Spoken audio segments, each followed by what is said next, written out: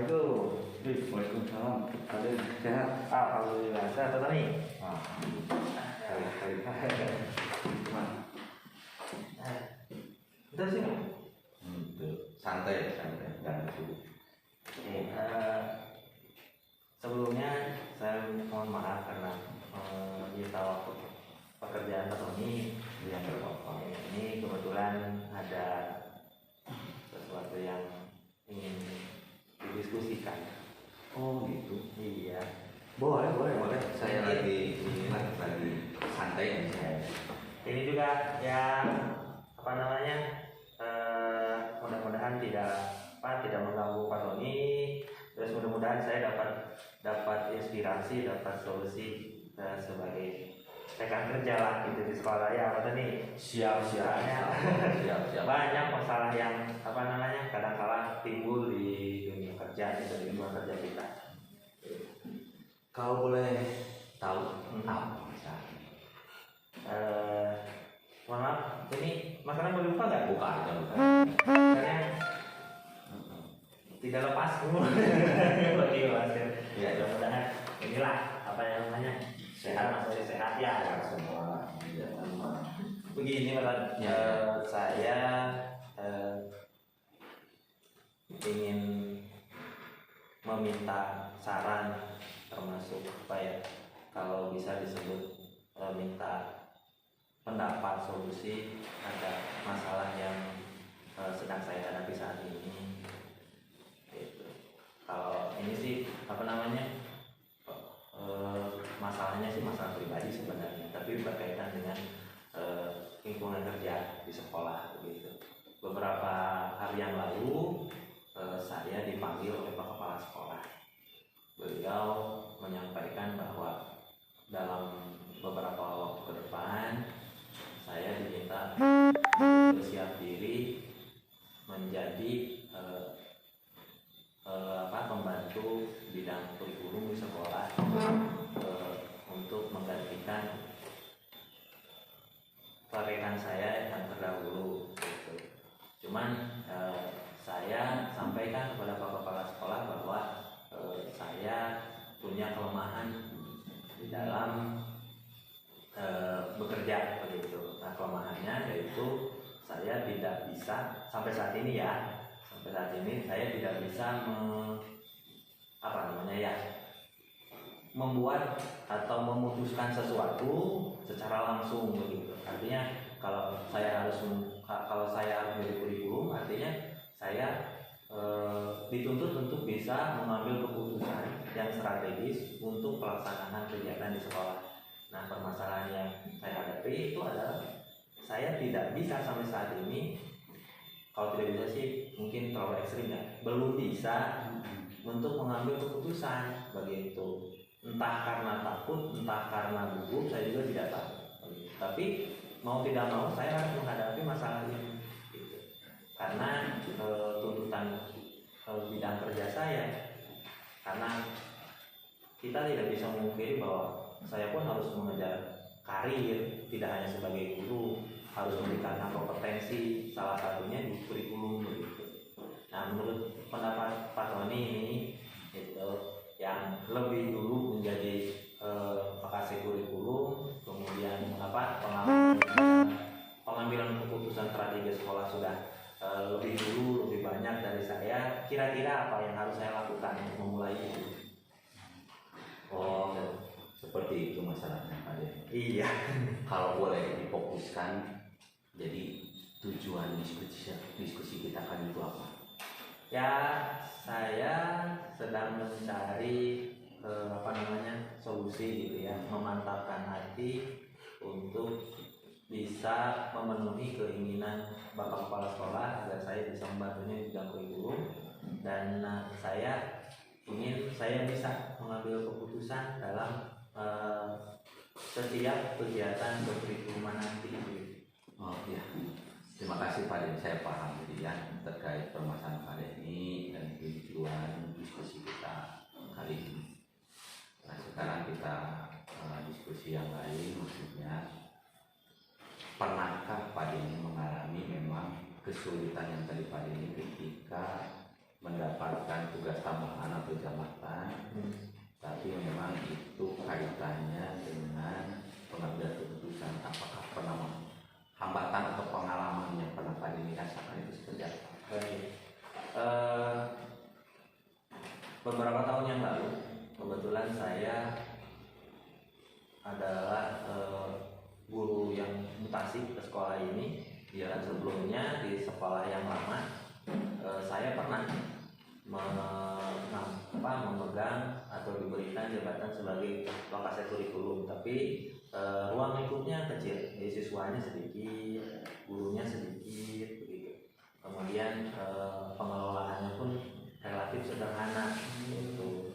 Nah, pada saat jadi kurikulum dalam kondisi seperti itu pun saya banyak mengalami hambatan gitu. Contoh misalnya ketika saya diberikan tugas untuk membuat buku 1, buku 2 dan buku 3 kurikulum ya waktu itu. Nah, ketika mengumpulkan buku 2 itu kan saya memberikan instruksi kepada Bapak Ibu guru untuk membuat sampel RPP ya.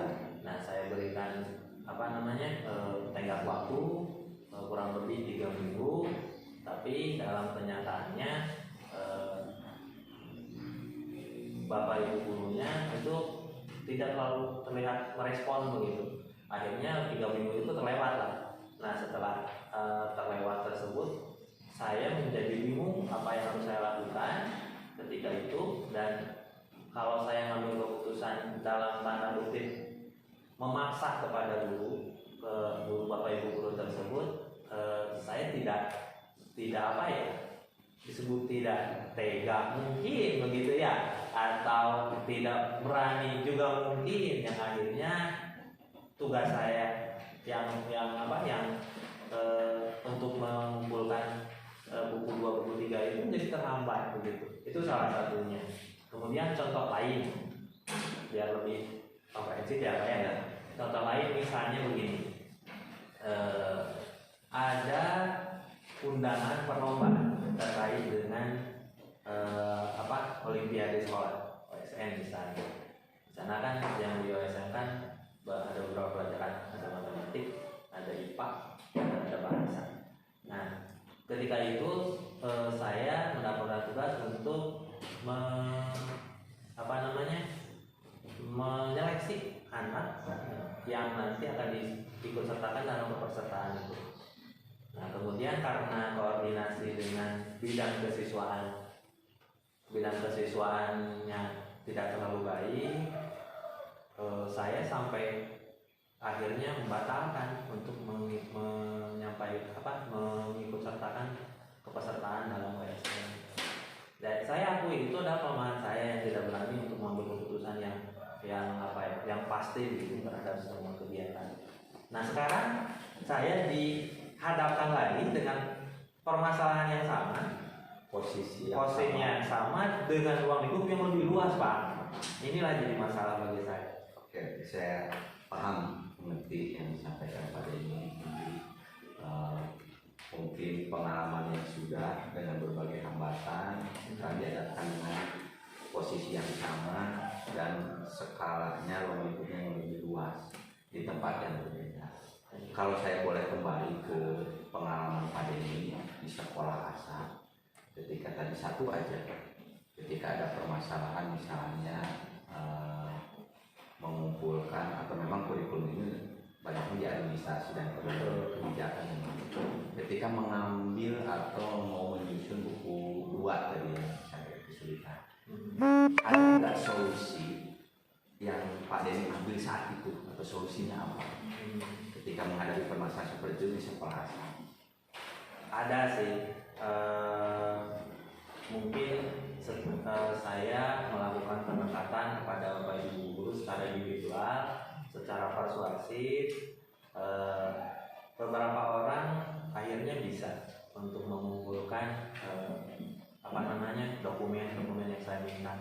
Tetapi ada guru yang memang dikatakan bandel mungkin ya, sudah dikasih tahu, sudah diimbau gitu, tapi masih saja tidak membuat. Langkah terakhir ya akhirnya saya membuatkan dokumen yang memang tidak bisa saya dapatkan dari bapak ibu guru tersebut begitu. Jadi akhirnya karena kelemahan saya dalam mengambil keputusan itu, ya pekerjaan saya jadi tambah banyak. Itu yang membuat saya jadi ragu untuk memban tugas contohnya di kurikulum tadi. Nah, tadi langkah yang Pak Denny ambil ketika menghadapi permasalahan tersebut, kesulitan mengumpulkan berkas atau dokumen untuk buku 2, langkah yang Pak Denny ambil membuatkan sendiri. Menurut Pak Denny, langkah tersebut seperti apa? Langkah yang Pak Denny ambil itu menurut Pak Denny gimana? Ya sebenarnya sih apa ya, jadi bagi saya kan tipikal orang pekerja Pak. Ya betul. Dilihat dari latar belakang pendidikan, Ya. latar belakang pendidikan saya teknik Pak, komputer, kemudian dilanjutkan ke pendidikan administratif gitu. Tapi yang kuatnya di teknik atau di administratif begitu. Akhirnya ya saya hanya hanya memiliki kompetensi di bidang itu gitu. Nah, langkah yang saya ambil tadi sebenarnya lebih mengarah pada kemampuan teknis ya. Kemampuan teknis. Jadi kemampuan untuk mengambil kebijakan di sisi konsep kepemimpinan itu agak kurang gitu. Pernah nggak mengalami misalnya Pak Denny mengambil kebijakan atau keputusan yang memang itu merupakannya tanggung jawab sebagai pembentuk kepala kurikulum di sekolah asal, ketika Pak Denny memberikan kebijakan atau keputusan itu ada semacam kendala atau permasalahan yang muncul dari kebijakan tersebut. Barangkali Pak Denny punya pengalaman khusus dalam pengambilan kebijakan. Kalau masalah teknis berarti lah saya percaya Pak Denny kalau masalah teknis. Nah, ini kembali ke fokusnya kan Pak Denny merasa dalam mengambil kebijakan itu masih belum ya masih Pak Denny katanya masih. Apakah ada pengalaman ketika di sekolah sebelumnya ketika mengambil kebijakan itu ada apa kelanjutannya? Gimana ya? Maksudnya hambatan kan sudah saya sampaikan tadi ya. Gitu. Kalau pengalaman mengambil keputusan yang strategis dan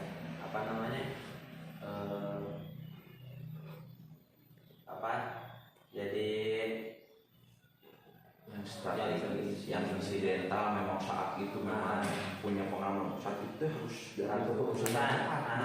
Dan Pak Denny memang posisinya di kurikulum dan itu memang awalan tanggung jawab kurikulum. Pak Denny ambil keputusan yang tetap untuk semua guru. Ada pengalaman seperti itu nggak?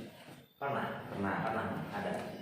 Boleh. Waktu itu tahun 2013 sekolah asal saya itu ditunjuk menjadi pilot project penerapan kurikulum 2013. Nah iya itu. Nah waktu itu karena keputusan itu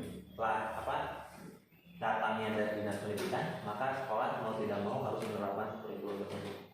Nah ketika itu saya bertugas untuk memberikan pemahaman kepada seluruh warga sekolah, tidak hanya guru, tapi kepala sekolah, kemudian staf tata usaha, terutama guru dan siswa tentang perubahan kurikulum.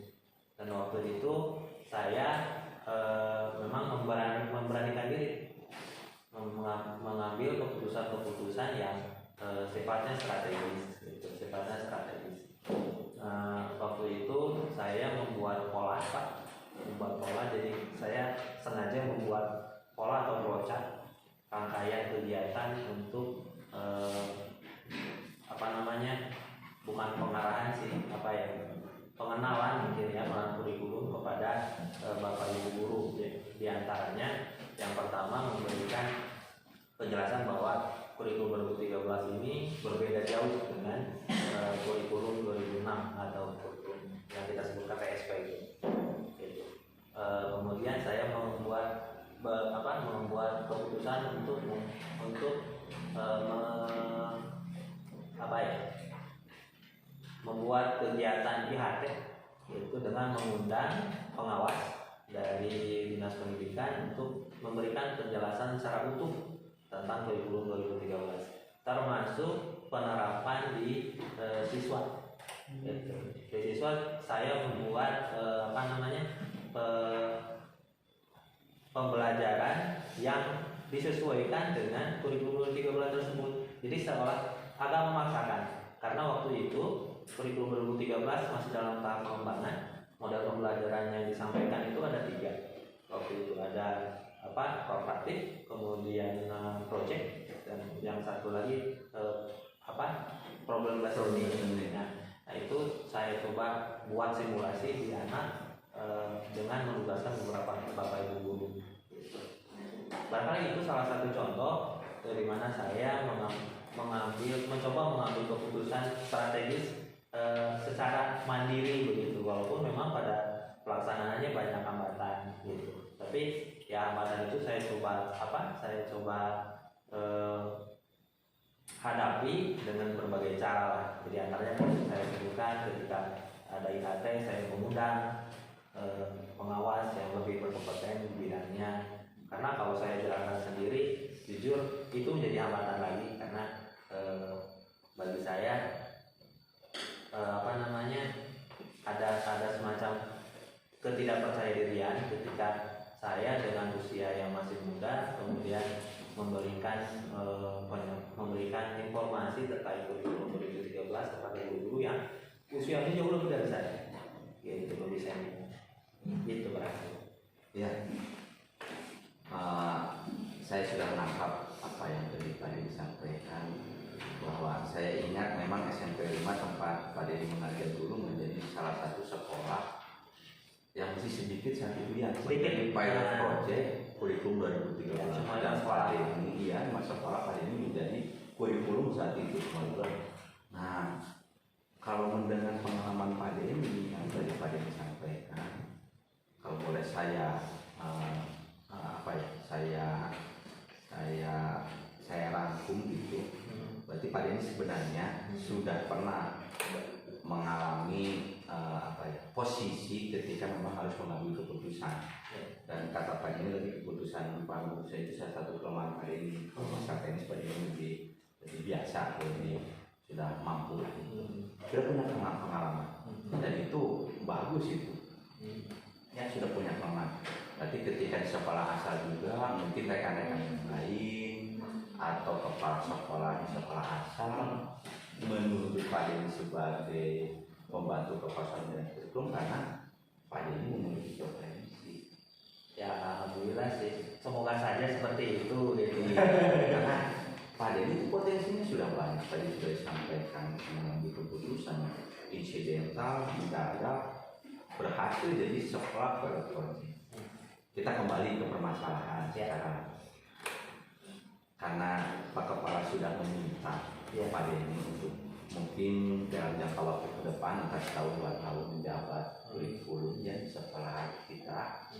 Mungkin tujuan Pak Kepala kan memang untuk federasi. Betul. Nah, kira-kira setelah tadi Pak Dedi mengetahui potensi, pengalaman Pak Dedi di sekolah asal, hambatannya, dan di sekolah ini juga Pak Kepala mungkin melihat potensi Pak Dedi yang sebenarnya dari pengalaman yang sudah ada, Pak Dedi juga potensi yang dari pendidikan, potensi yang sudah mumpuni. Ketika menghadapi permasalahan seperti ini, kira-kira rencana ke depan mau seperti apa Pak Dedi? Ya, saya menyadari bahwa saya adalah abdi negara, pegawai pemerintah, dan ketika ada tugas yang diberikan oleh atasan itu menjadi sebuah amanah yang mungkin mau tidak mau harus saya kerjakan. Dan kalau memang Bapak Kepala kemudian memutuskan bahwa saya harus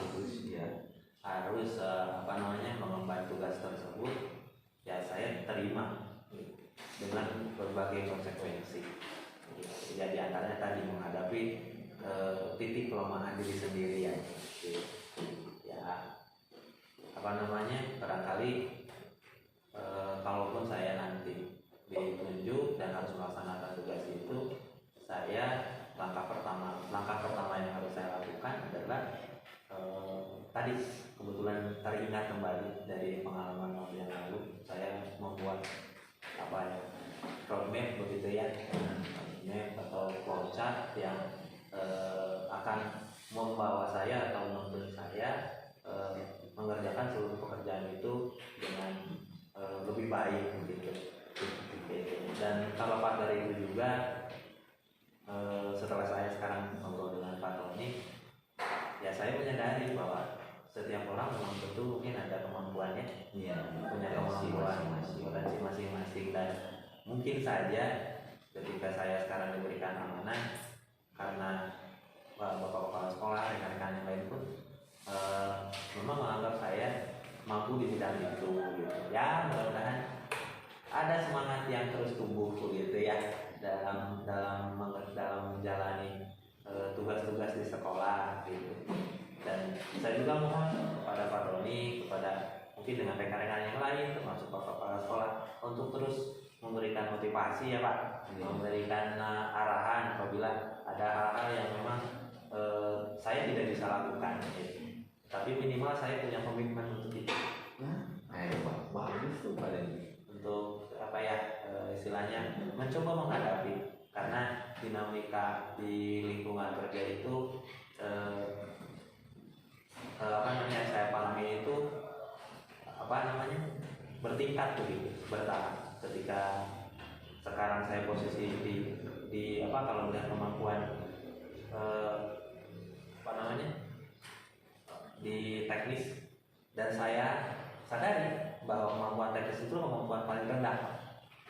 Setiap orang melakukan hal-hal teknis gitu, tapi itu harus ditingkatkan. Salah satunya tadi harus belajar untuk bisa mengambil keputusan strategis gitu. Jadi yang mudah-mudahan kedepannya dengan komitmen yang saya buat, mudah-mudahan bisa lah, insya Allah, untuk bisa melaksanakan tugas-tugas ya tadi, misalnya Pak Kepala menugaskan sebagai guru-guru di sekolah ini. Jadi Ya seperti itu Pak. Memang sebagai abdi negara, betul tadi yang disampaikan, kita memang tidak akan terlepas dari tugas-tugas tambahan yang lain. Betul, tugas pokoknya jelas harus kita kerjakan karena itu sebagai tanggung jawab kita semua sebagai abdi negara. betul. Dan yang saya tahu Pak ini kan saat ini juga kan menjabat sebagai, kalau boleh dibilang nomor 2-nya di kurikulum lah. Betul. Ya, pembantu bidang kurikulum. Jadi ada pembantu kepala bidang kurikulumnya nomor 1 Pak ini. Sebenarnya dari situ juga Pak ini pengalamannya juga bagus, sudah banyak bertahun-tahun. Memang kalau boleh saya melihat di jabatan yang sekarang itu antara nomor 1 dengan nomor 2 kan, nomor 1 memang mungkin ya dominannya di pengambil kebijakan. Nah yang nomor 2-nya memang di teknis. Nah nanti kan ketika kedepannya Pak Denny menjadi yang nomor 1 ya, dan Pak Denny menghadapi hambatan-hambatan sebelumnya, betul ya. Kira-kira mengantisipasinya seperti apa? Yang pasti Pak, saya berusaha untuk mencari solusi atau mencari cara yang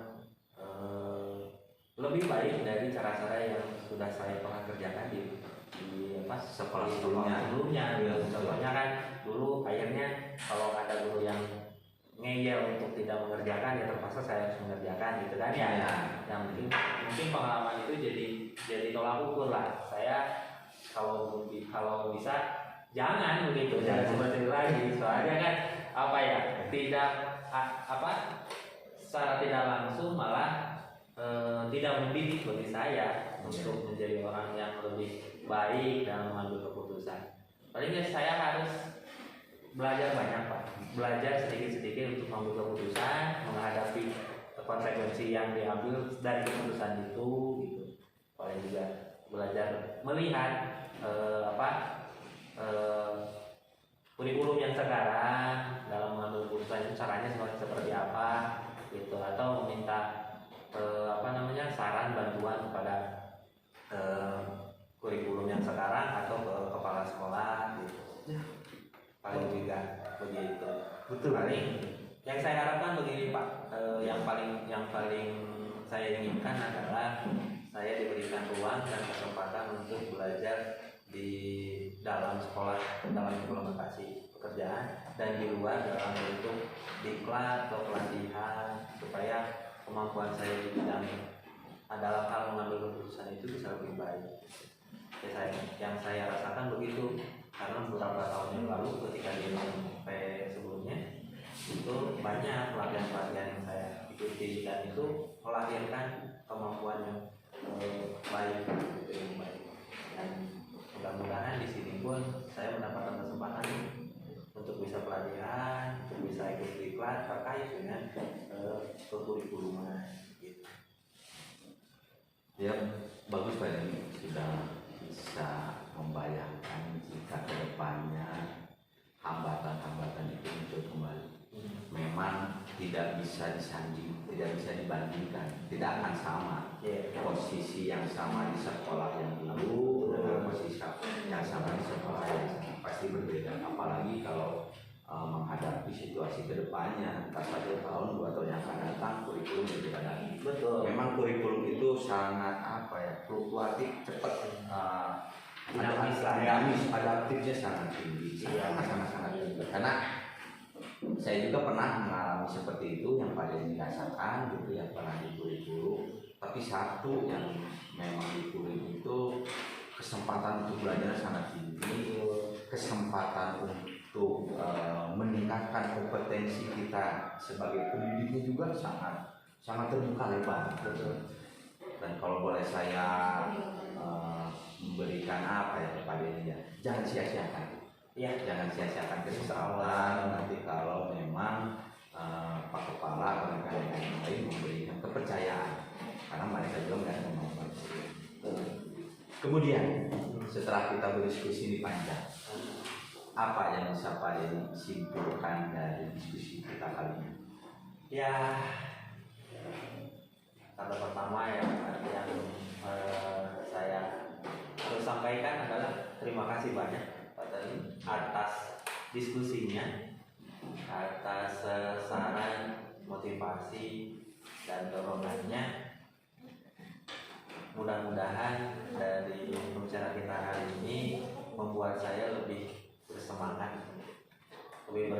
untuk menghadapi kegiatan-kegiatan sekolah, dan kalaupun ke depan Bapak Kepala Sekolah memang memberikan kepercayaan seperti yang saya katakan tadi, saya berkomitmen untuk mengambil tugas tersebut dengan berbagai konsekuensinya. Dan setelah ngobrol sekarang, saya baru menyadari bahwa sekolah atau pekerjaan itu tidak milik per individu, tapi milik kolektif lah, itu yang milik tim di sekolah, kolaborasi. Artinya saya tidak sendirian dalam melaksanakan seluruh kegiatan di sekolah, salah satunya di kurikulum. Itu barangkali kesimpulan. Ya, bagus Pak Den. Jadi Pak Den ini sudah bisa menarik kesimpulan sendiri. Tadi juga sudah disampaikan komitmennya. Kalau kita untuk membantu yang kurikulum, dan rekan-rekan guru yang lain juga mendukung, siap bertanggung jawab menerima program tersebut, siap untuk belajar, komitmennya siap untuk berkolaborasi karena memang tidak bisa sendiri seperti itu. Siap berkomunikasi juga dengan rekan yang lain, dan jangan merasa sendiri karena kita punya pimpinan, kita punya rekan kerja. Nah, kira-kira ada nggak pihak-pihak atau siapa saja yang kira-kira memang sangat berperan atau bisa membantu nanti Pak Denny menjalankan aksi atau menjalankan rencana Pak Denny ke depan? Ya di internal sekolah atau di eksternal? Boleh di internal, boleh di eksternal, silakan. Sebenarnya ya semua rekan di sekolah siapapun itu Pak, itu adalah partner kerja yang baik gitu. Partner kerja yang baik, baik itu bapak ibu gurunya maupun staf usahanya maupun pimpinan ya Pak. Iya, termasuk di lingkaran pembantu bidang kepala sekolah gitu. Ya mereka semua memberikan kontribusi sebenarnya. Tapi yang saya